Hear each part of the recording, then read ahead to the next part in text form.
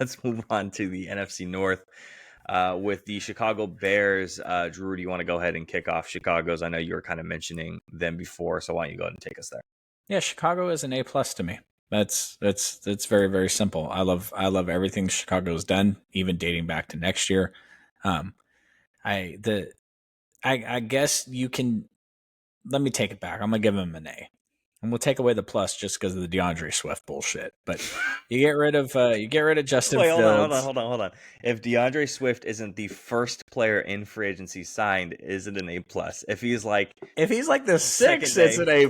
But you're like, DeAndre Swift is our number. Like, yo, yeah. who is bidding for that fool? Like, who is like? I mean, and Josh Jacobs becomes available later. Like Saquon Barkley is available. All these players are available. Aaron and you're Jones, like, Joe Mixon. DeAndre Swift is he gets my juices flowing.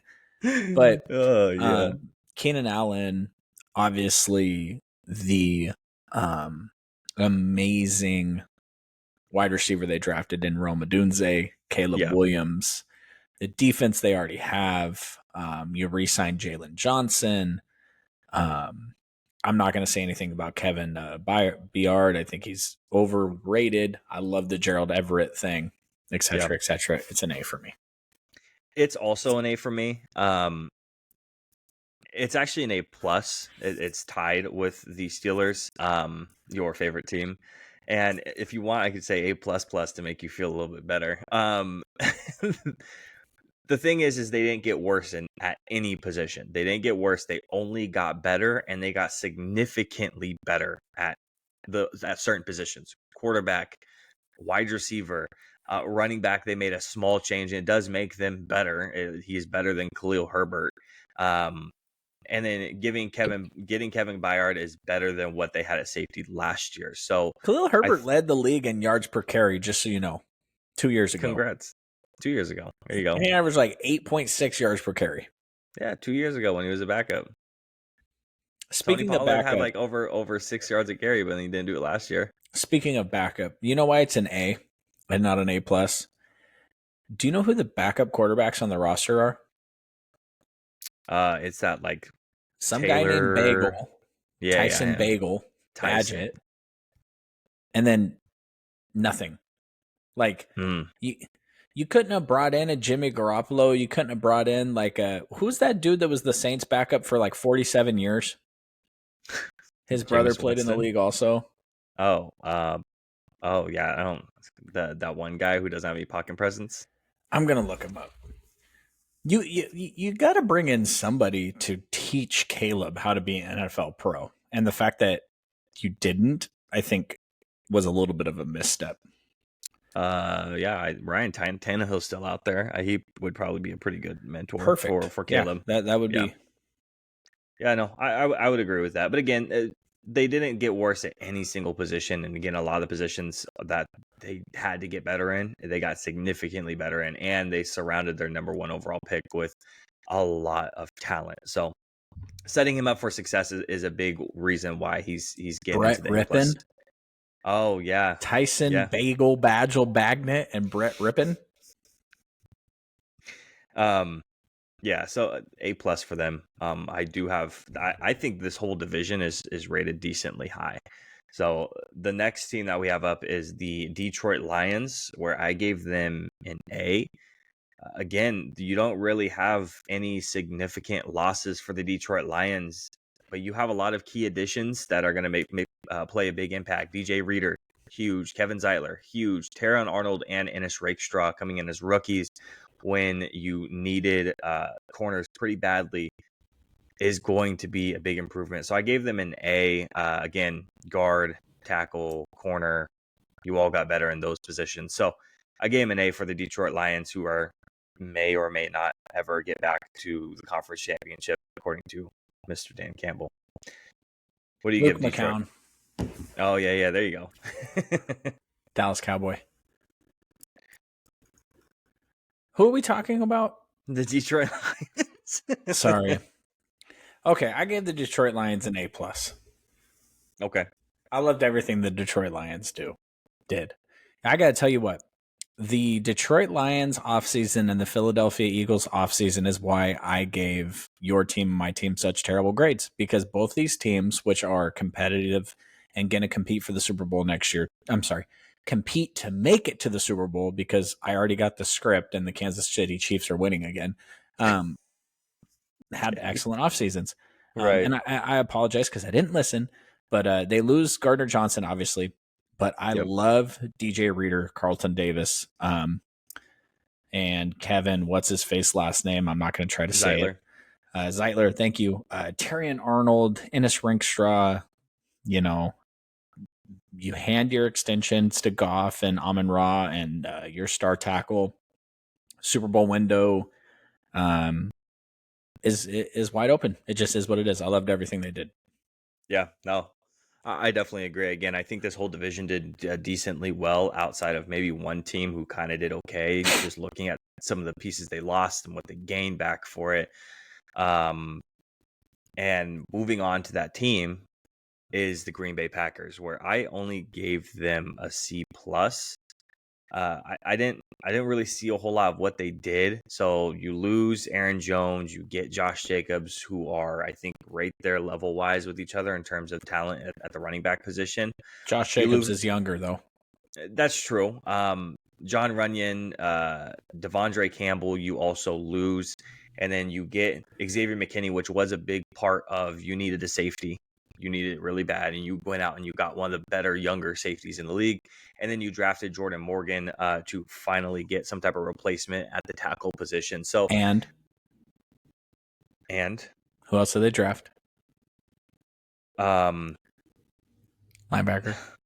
Huh? Linebacker. Oh, I don't know. Edgerrin Cooper. Fuck you. I didn't want to say it. But that's the thing, is like that's your replacement for Devondre Campbell, and I'm not the biggest believer in Edgerrin Cooper. So Yeah, but how again, much do you need out of him? Devondre Campbell was signed to be a backup this offseason. So, yeah, like, the 49ers signed him. They wanted Eric Kendricks. He changed his mind.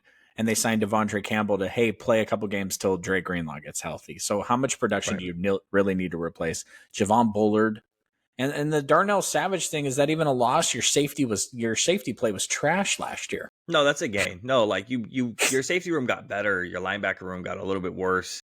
Your guards got a little bit worse, but your tackles got a little bit better. And So when you and me were again, it's doing kind of a lot, like a wash. when you and I were doing the mock drafts, we're like, fuck, who do we draft for the Packers? They have everything Yeah. they need. Like, what do we, Now, all this to say, I gave them the same grade because they didn't do anything this offseason that really, but the thing about a young team that's ahead of schedule, is there's only so much you can do to get better when, there's Josh Jacobs, I think, is fantastic over Aaron Jones, because Aaron Jones was getting old and unhealthy. You bring in Josh Jacobs, he's a beast. You upgrade the safety position, but you got a million wide receivers. Already got a young tight end. You got a young corner. Bakhtiari, you replace that. Is he still a free agent? David Bakhtiari, yeah. He's probably going to go sign with the Jets. And, it's just, you were ahead of schedule last year, and you maintained, you improved. Another offseason for Jordan Love. And, so to me, what'd you give him? I'm at a C plus.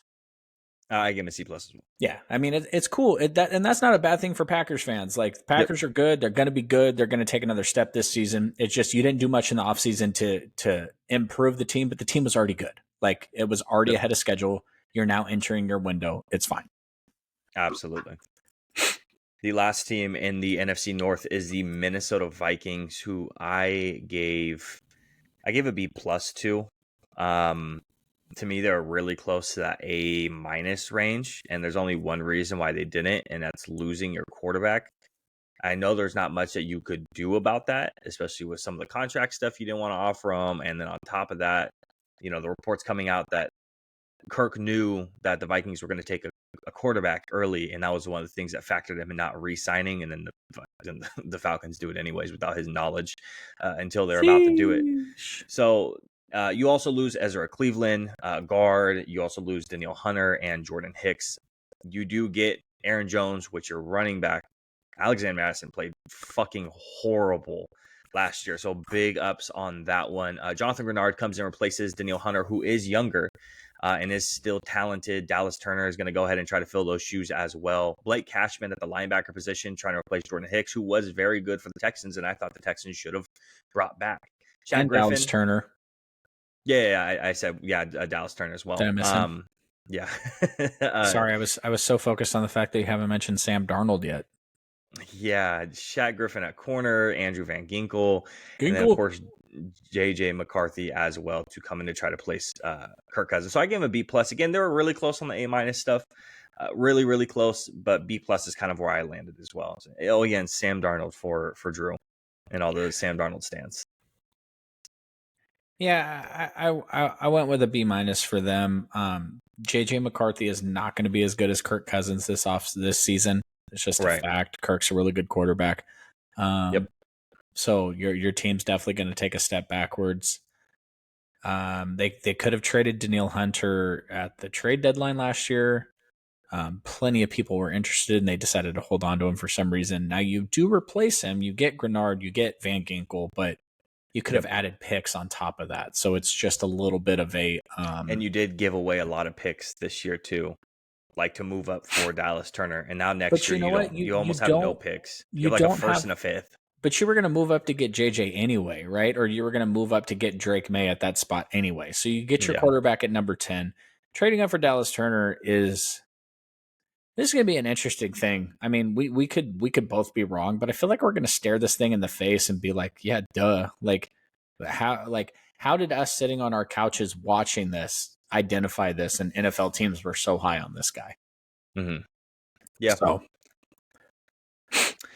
So that is our last team for the NFC North.